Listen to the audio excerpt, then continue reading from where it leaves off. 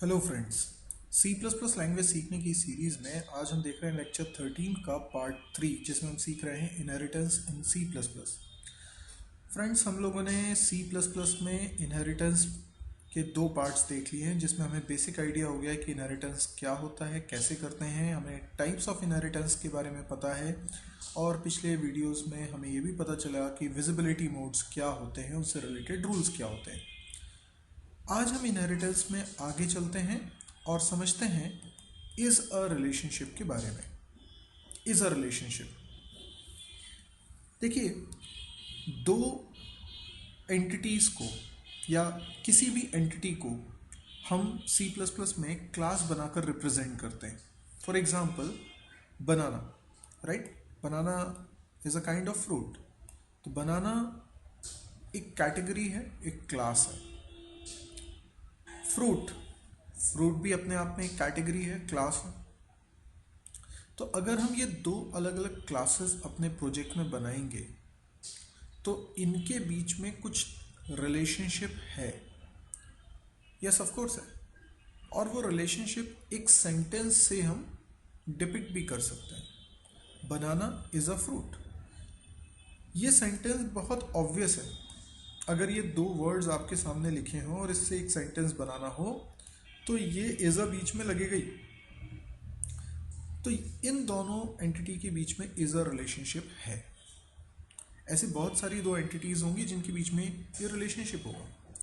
किसी भी दो एंटिटी के बीच में रिलेशनशिप होता है, यानी दो क्लासेस के बीच में रिलेशनशिप होता है, तो उसे बोलते हैं एसोसिएशन। एसोसिएशन कई प्रकार के होते हैं, जैसे एग्रीगेशन या कंपोजिशन या इनहेरिटेंस। आज हम अपने डिस्कशन सिर्फ इनहेरिटेंस पे फोकस करेंगे, लेकिन दो क्लासेस के बीच में रिलेशनशिप यानी एसोसिएशन कई प्रकार का हो सकता है।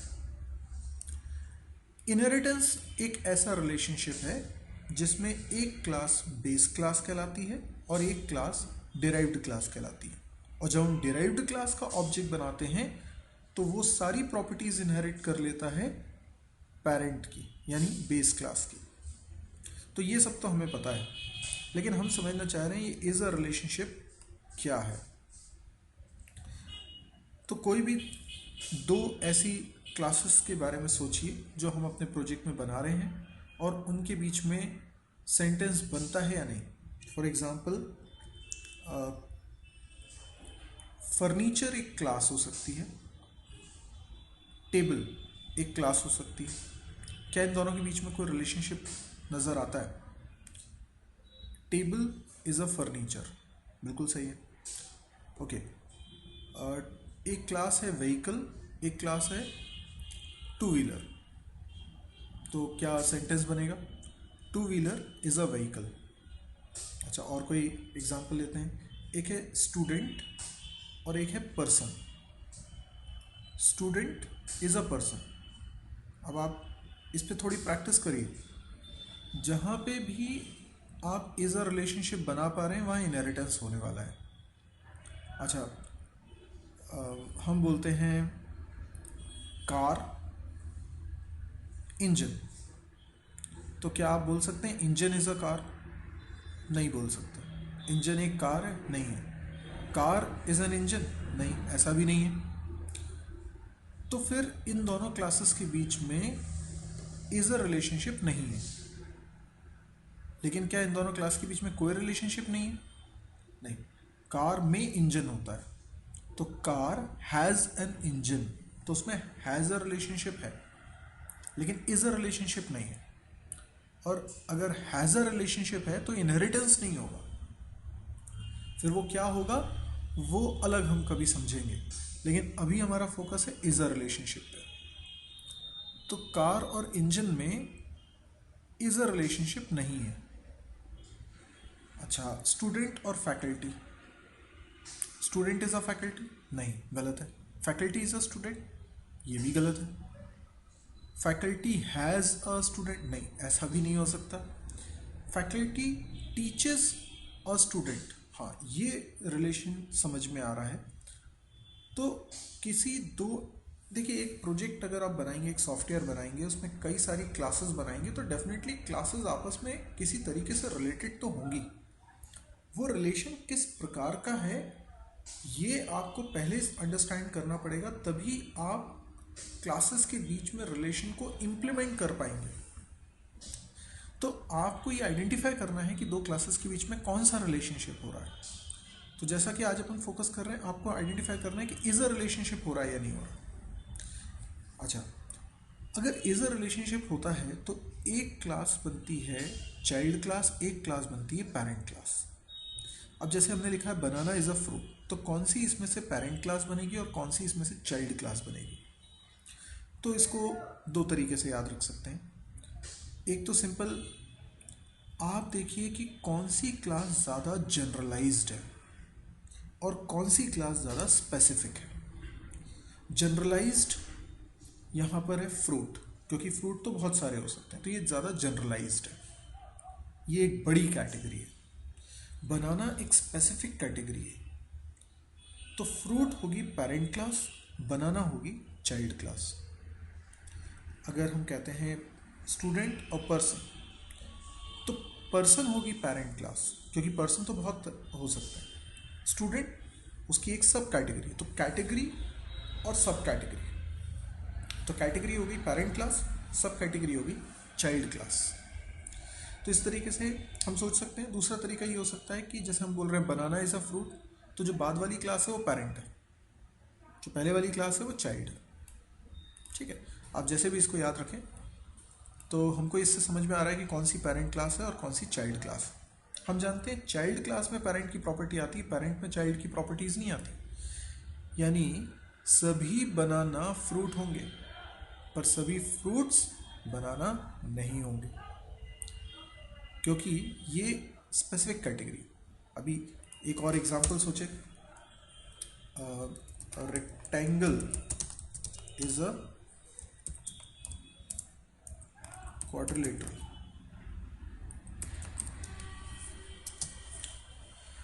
क्वाड्रिलेटरल मतलब चतुर्भुज, ऐसा डायग्राम जिसमें चार साइड्स होती हैं, वो क्वाड्रिलेटरल।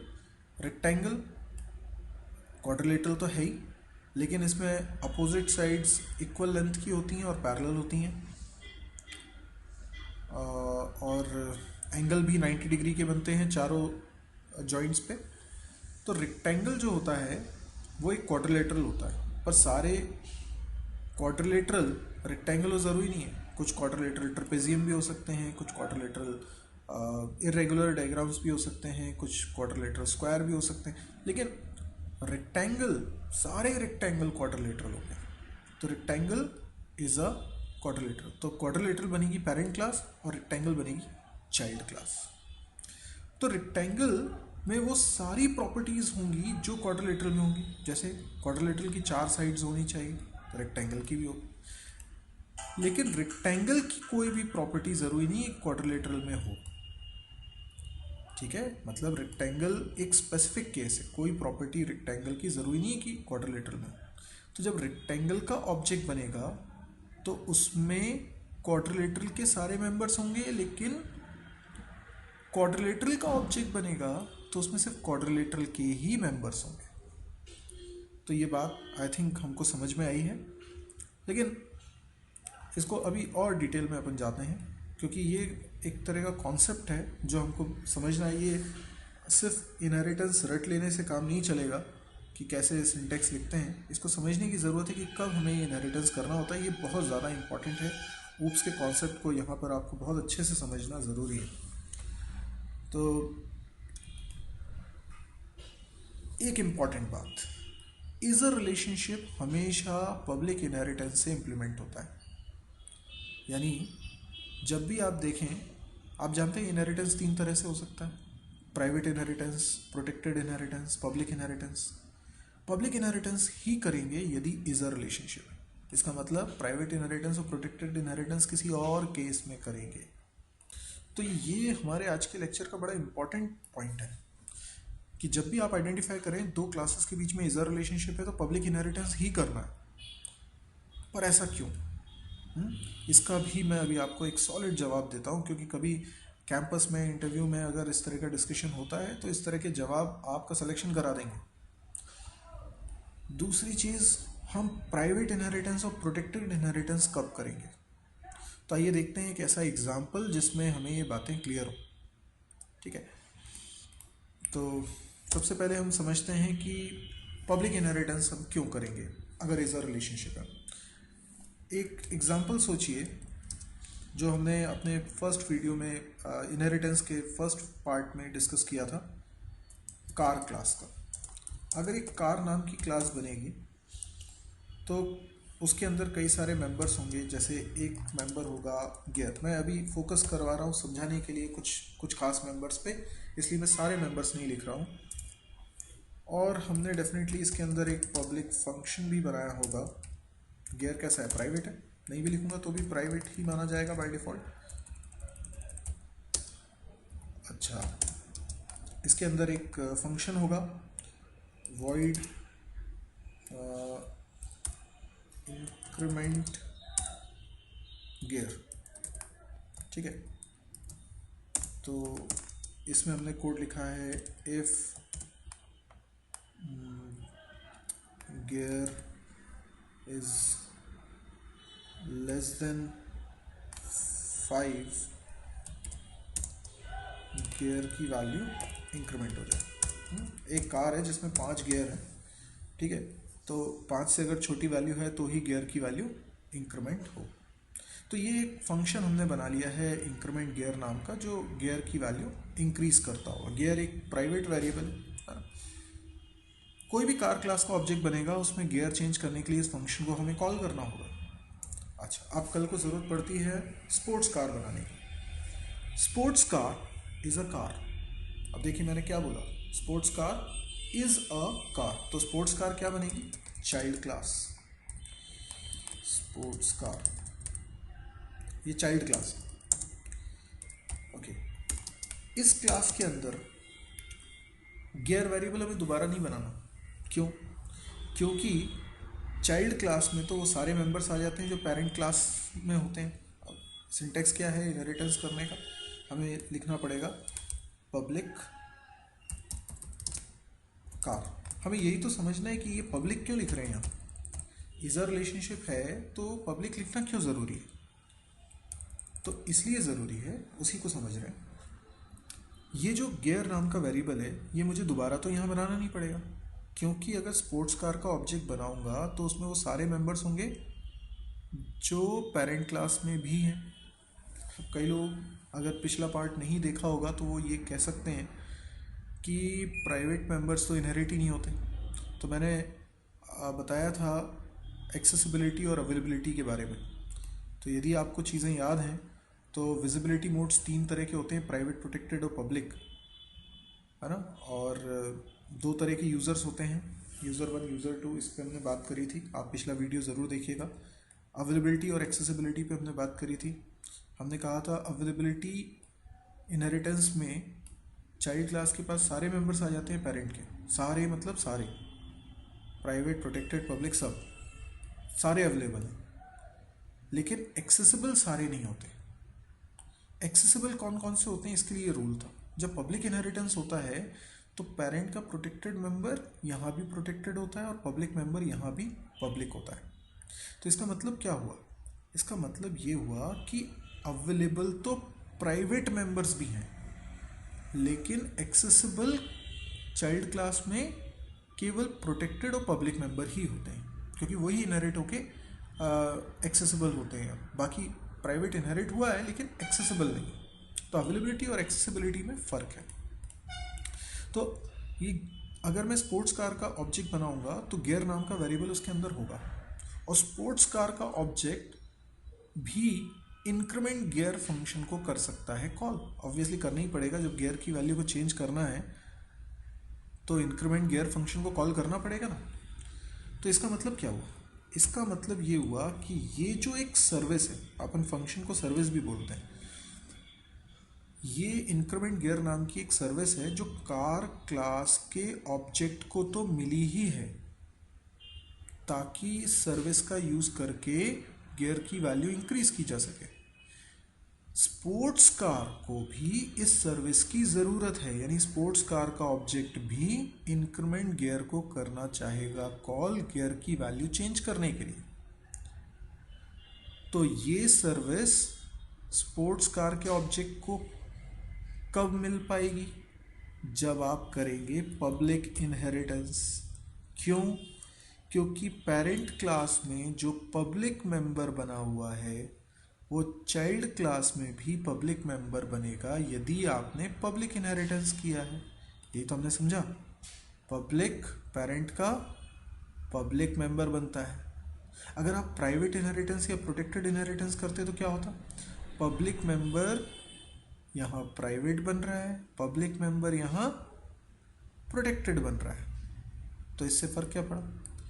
क्या चाइल्ड क्लास का ऑब्जेक्ट अपनी क्लास के प्राइवेट या प्रोटेक्टेड मेंबर को एक्सेस कर सकता है? नहीं। हम इस चाइल्ड क्लास का ऑब्जेक्ट बना के सिर्फ इस क्लास के पब्लिक मेंबर को एक्सेस कर सकते हैं। तो अगर पेरेंट की कोई चीज़ पब्लिक मेंबर चाइल्ड में भी पब्लिक मेंबर होगा तो चाइल्ड का ऑब्जेक्ट उसे कॉल कर पाएगा। लेकिन अगर चाइल्ड का ऑब्जेक्ट अपनी क्लास के प्रोटेक्टेड या प्राइवेट मेंबर को कॉल करेगा तो थोड़ी ही कॉल होगा। तो प्राइवेट प्रोटेक्टेड इनहेरिटेंस करने से क्या होगा? पेरेंट की चीज़ें कभी पब्लिक में नहीं आती। पब्लिक में नहीं आती तो चाइल्ड क्लास का ऑब्जेक्ट उन्हें एक्सेस नहीं कर पाता। तो इसका मतलब ये हुआ कि अगर मैं यहाँ पब्लिक इनहेरिटेंस करूँगा तभी ये increment gear function child class में पब्लिक फंक्शन बनेगा, तभी स्पोर्ट्स कार का ऑब्जेक्ट उसे कर पाएगा कॉल। इस रिलेशनशिप में हमेशा एक बात कॉमन है कि जो पेरेंट क्लास है वो जो पब्लिक सर्विसेज अपने ऑब्जेक्ट को प्रोवाइड कर रहा है, चाइल्ड क्लास चाहता है उसके ऑब्जेक्ट को भी वो सर्विसेज मिले। अच्छा देखिए एक और एग्जांपल, हम बोलते हैं कैट और एनिमल। एनिमल के अंदर एक फंक्शन होगा, समझ गए ना? एनिमल पेरेंट क्लास और कैट चाइल्ड क्लास है। Cat is an animal. तो एनिमल के अंदर एक फंक्शन होगा ईटिंग, ये उसकी हैबिट है। तो क्या कैट को ये सर्विस नहीं मिलनी चाहिए? उसको भी मिलनी चाहिए, वो भी तो खाई। तो ईटिंग एक ऐसा फंक्शनैलिटी होगी जो एनिमल क्लास में भी पब्लिक फंक्शन होगा और कैट क्लास में भी पब्लिक फंक्शन होगा। तो पब्लिक इनहेरिटेंस करना ज़रूरी है। अगर आप यहाँ प्राइवेट या प्रोटेक्टेड इनहेरिटेंस करेंगे तो पेरेंट क्लास की पब्लिक सर्विसेज अवेलेबल नहीं हो पाएंगी। तो आई होप आपको ये बात समझ में आई होगी कि इस रिलेशनशिप में पब्लिक इनहेरिटेंस क्यों करना है। लेकिन हमारा अभी एक सवाल और बाकी है। हम जानना चाहते हैं कि प्राइवेट इनहेरिटेंस और प्रोटेक्टेड इनहेरिटेंस कब करना चाहिए। तो आइए इसको भी समझते हैं। मान लीजिए हम कोई क्लास बना, इस एग्जाम्पल को छोड़ देते हैं, है ना? इस एग्जाम्पल को मैं हटा देता हूँ। अभी हम एक दूसरा एग्जाम्पल सोचते हैं जिसमें हमें लगे कि प्राइवेट इनहेरिटेंस या प्रोटेक्टेड इनहेरिटेंस करना पड़ेगा। तो एक क्लास हम बनाना चाहते हैं, लेट्स से एरे, मतलब समझे एरे में। मैं यहाँ पर एक एरे इसके अंदर बनाना चाहता हूँ। क्या हुआ इससे हुआ ये कि एरे क्लास का एक ऑब्जेक्ट बनाऊंगा तो उसके अंदर एक एरे बनेगा, और एक ऑब्जेक्ट के अंदर 10 साइज का एक एरे बनेगा, ठीक है। और इसके पास एक पब्लिक फंक्शन होगा इंसर्ट। मैं देखिए पूरी कोडिंग नहीं कर रहा हूँ, आपको समझाने के लिए मैं एक पोर्शन लिख रहा हूँ बस कोड का। इंट इंडेक्स और इंट वैल्यू, ठीक है। और इसमें लिखता हूँ ए इंडेक्स वैल्यू, ठीक है। अच्छा अब अगली चीज़ देखते हैं। ये इस तरीके से इंसर्ट हो गया, ओके। अब मैं इसमें एक और क्लास बनाता हूँ जो इसकी चाइल्ड क्लास होगी। Class stack. आप लोगों ने स्टैक पढ़ा है? स्टैक क्या होता है? स्टैक एरे के द्वारा ही इम्प्लीमेंटेड होता है। तो मैं यहाँ पर इनहेरिटेंस करता हूँ, पब्लिक लिखता हूँ, प्राइवेट लिखता हूँ, ये अभी अपन तय कर लेंगे। मतलब अगर स्टैक नहीं पढ़ा है तो थोड़ा सा पढ़ लीजिएगा आप पहले। स्टैक एक ऐसा कॉन्सेप्ट है जिसको हम एरे से इम्प्लीमेंट करेंगे, पर उसमें वैल्यू हम हर कहीं नहीं रखेंगे। जो स्टैक है आप उसको वर्टिकली इमेजिन करिए, ठीक है। वर्टिकली कैसे इमेजिन करेंगे देखिए, मैं आपको बताता हूँ। जैसे हम इसको इस तरीके से इमेजिन करें, ठीक है, और इनफैक्ट इसको इस तरीके से बनाता हूँ। ये स्टैक है। आप सोचिए मैं एरे को वर्टिकली बना रहा हूँ, हॉरिजॉन्टली बनाने की जगह वर्टिकली बना रहा हूँ, ठीक है। अब ये जो स्टैक हमारा बन गया है, इसमें ये इंडेक्स 0 है, राइट, और ये इंडेक्स मान लीजिए 1 है, ठीक है। इस तरीके से इसको अपन बोलते हैं 2 है, ठीक है, और ये इंडेक्स 3 है। तो मैं ये कहना चाहता हूँ कि ये एरे है, कोई भी वैल्यू अगर आप इसमें रखेंगे तो हर कहीं नहीं रख सकते। स्टैक का कहना है कि सबसे पहली वैल्यू आप इसी में रखेंगे। अब इसमें अगर कोई वैल्यू रख दी है तो फिर अगली वैल्यू आप इसी में रखेंगे, यानी जो टॉप में है उसी पर आप वैल्यू रखोगे, बीच में हर कहीं वैल्यू नहीं रख सकते। ये स्टैक का कॉन्सेप्ट है, ठीक है। अभी ओवरव्यू दे दिया है, अब इसको ज़रा इम्प्लीमेंट करते हैं। तो एरे तो मैं इसमें दोबारा बनाऊंगा नहीं, लेकिन इसमें मैं टॉप का हिसाब रखने के लिए एक वेरिएबल ज़रूर बनाऊंगा, ठीक है। और मैं ये करना चाहता हूँ कि एक वैल्यू इंसर्ट करना चाहता हूँ। तो मैंने एक फंक्शन बनाया, void push, और इसमें मैं वैल्यू रख रहा हूँ, ठीक है। मैं क्या करता हूँ, मैं कॉल करता हूँ इंसर्ट फंक्शन को, और इसमें टॉप पास कर देता हूँ और वैल्यू भी पास कर देता हूँ। दैट्स इट, हो गया काम, ठीक है। अभी बहुत कुछ इसमें केसेस हैं, उनको अपन डिस्कस नहीं कर रहे हैं, अभी केवल समझ रहे हैं इस बात को। अब आप सोचिए कि मैं स्टैक का अगर एक ऑब्जेक्ट बनाऊं,